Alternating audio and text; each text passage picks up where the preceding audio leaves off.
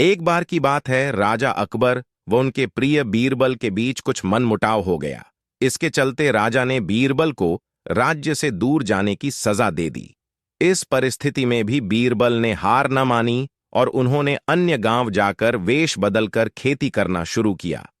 अब वह एक किसान के रूप में अपना जीवन गुजारने लगे। शुरू में तो राजा अकबर के लिए सब कुछ सामान्य सा था, लेकिन कुछ ही दिन बीते थे कि राजा को अपनी गलती का एहसास होने लगा। वह अपनी दैनिक दिनचर्या में बीरबल को याद करने लगे थे। जब भी उनके समक्ष कोई मुश्किल परेशानी आती तो उन्हें बीरबल की कमी खूब खलती थी। एक दिन राजा अकबर से रहा न गया। उन्होंने अपने सेनापति को बुलाया और उन्हें बीरबल को ढूंढ लाने का आदेश दिया।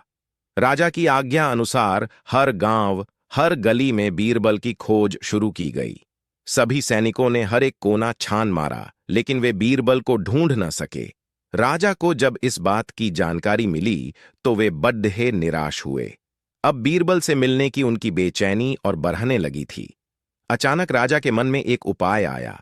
उन्होंने आदेश दिया कि सभी गांव के मुखिया को संदेश भेजा जाए कि उन सभी को एक बर्तन के अंदर बुद्धि डालकर राजा को भेजना होगा।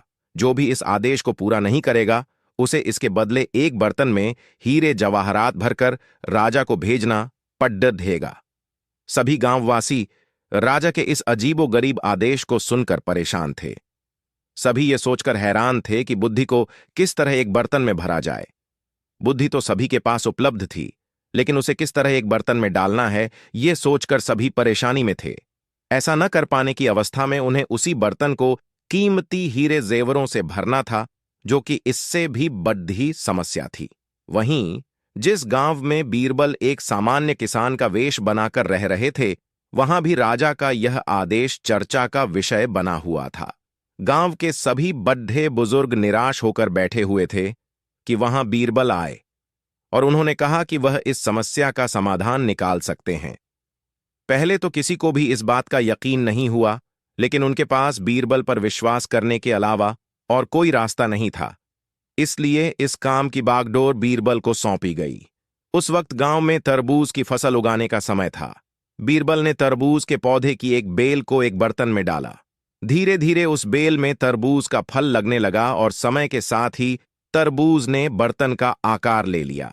जैसे ही बर्तन तरबूज से पूरा भर गया, बीरबल ने बेल को फल से अलग किया और उस बर्तन को तरबूज समेत राजा के दरबार में भिजवा दिया।